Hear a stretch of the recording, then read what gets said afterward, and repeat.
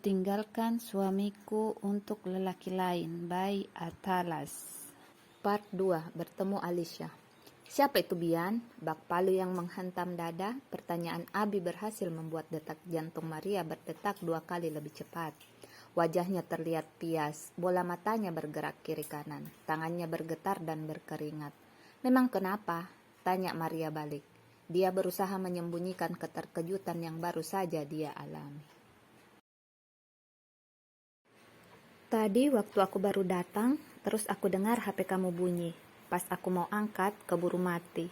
Aku lihat nama kontaknya Bian. Jelas Abi, lelaki itu menatap Maria. Dia sepertinya menunggu jawaban dari istrinya.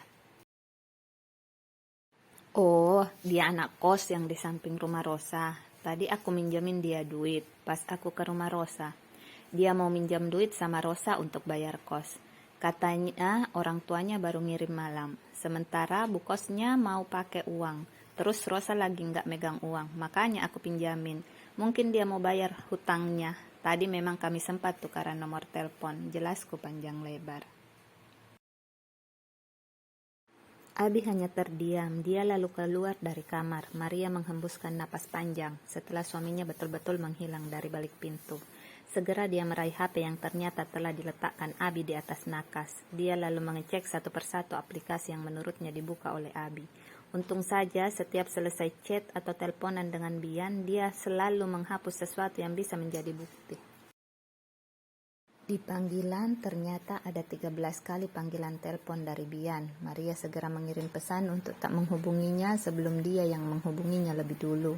Dan tak perlu membalas pesannya karena suaminya sedang ada di rumah.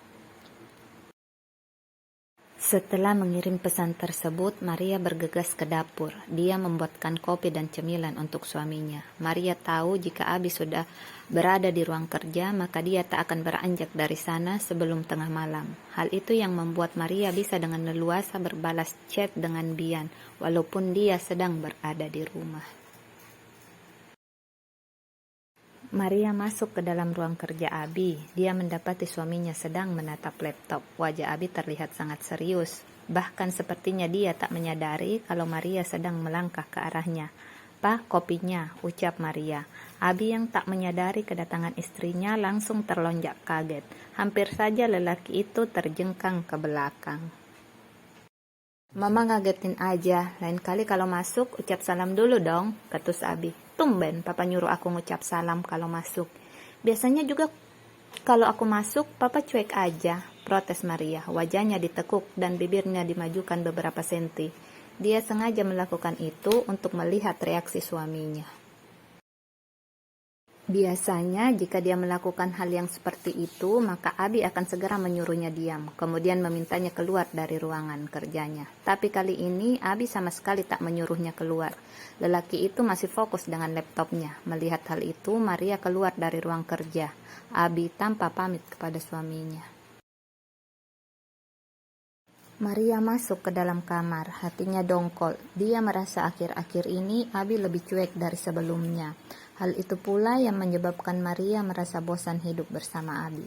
Dia butuh sesuatu yang baru, hal yang sama sekali tak pernah diberikan oleh Abi, yaitu perhatian. Kata mesra, sikap romantis. Maria dan Abi memang menikah karena dijodohkan. Maria dan suaminya terpaut jarak 9 tahun. Awalnya Maria tidak cinta kepada Abi, namun seiring berjalannya waktu, Maria sudah bisa menerima Abi. Apalagi setelah mereka dikaruniai 2 orang anak perempuan yang cantik, membuat kebahagiaan mereka sangat lengkap. Sayang, sejak bertemu dengan Bian, Maria seperti kembali ke masa mudanya. Dia seolah baru merasakan cinta monyet. Sesampainya di kamar, Maria segera mengambil HP dan mulai melakukan chat dengan Bian. Bahkan Maria sudah tak malu lagi mengirimkan Bian foto dirinya. Di ruang kerja, Abi menggeleng ketika melihat chat istrinya dengan lelaki lain. Hatinya hancur, dia merasakan sakit hati dan emosi secara bersamaan. Tangannya mengepal menahan amarah. Dia merasa harga dirinya diinjak-injak oleh Maria. Berkali-kali lelaki itu mengucap istighfar. Dia tak mau dirinya kehilangan kontrol yang bisa mengakibatkan hal yang buruk untuk dirinya. Sensor, umpatnya ketika melihat foto yang baru saja dikirimkan Maria untuk Bian, dan dibalas oleh Bian dengan emoticon peluk. Sensor, Abi menutup kasar laptopnya setelah membaca pesan terakhir dari Bian. Dia tak ingin membaca balasan dari istrinya. Dia memilih merebahkan diri sambil memikirkan jalan keluar apa yang akan diambil setelah mengetahui kelakuan istrinya.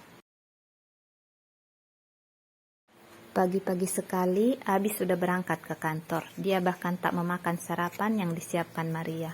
Alasannya ada rapat dan dimulai sangat pagi.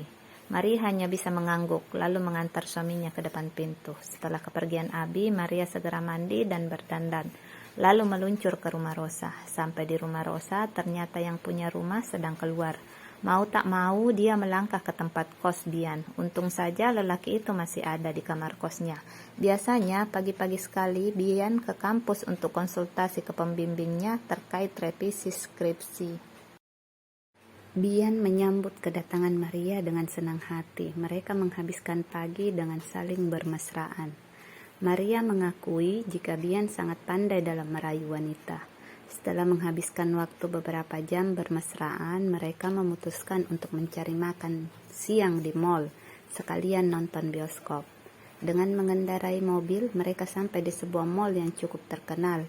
Karena waktu memang sudah menunjukkan jam 1 siang, mereka memutuskan langsung mencari restoran untuk mereka makan siang. Pilihan mereka jatuh di sebuah restoran Jepang. Baru saja mereka duduk di meja, tiba-tiba saja tangan Maria dipegang oleh seseorang. "Mama?" Maria kaget saat melihat anak keduanya sedang memegang tangannya. Maria nampak sangat gugup, namun hanya sebentar. Dia sudah bisa menguasai keadaan.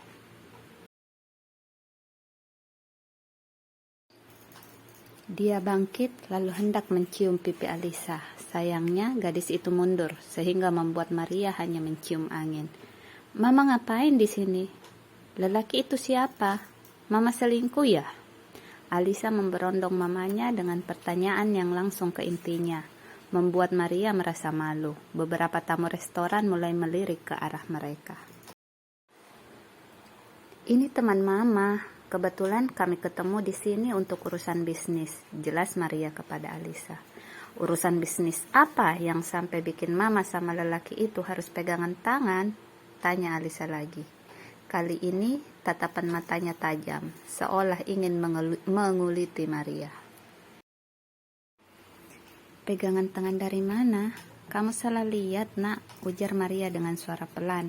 "Udah deh, Ma, nggak usah bohong. Adek bukan anak kecil lagi. Adek udah tahu bedain mana yang rekan kerja, mana yang punya hubungan." Alisa mengatakan itu dengan suara yang naik 1 oktav. Sepertinya gadis remaja itu sudah tak dapat membendung amarah dan sakit hatinya yang mendapati mamanya bergandengan mesra dengan lelaki yang seumuran dengan kakaknya. "Stop! Jangan menuduh Mama yang tidak-tidak. Kamu anak kecil nggak tahu apa-apa. Sekarang kamu pulang ke asrama kamu," ucap Maria. Wajahnya memerah menahan amarah dan rasa malu, karena mereka sudah menjadi bahan tontonan. Bahkan beberapa kali Maria tak sengaja melihat beberapa pengunjung mengabadikan momen yang sedang dialami oleh Maria dan anaknya. "Adek akan bilang sama Papa." Ya, penasaran kan kelanjutannya? Yuk segera tonton part 3-nya. Tapi jangan lupa subscribe, like, dan komen ya, supaya bisa up tiap hari. Dan yang mau baca lebih awal part-part selanjutnya bisa ke KBM. Boleh cari akun atas nama Atalas. Terus di sana masih banyak cerita-cerita yang lain ya.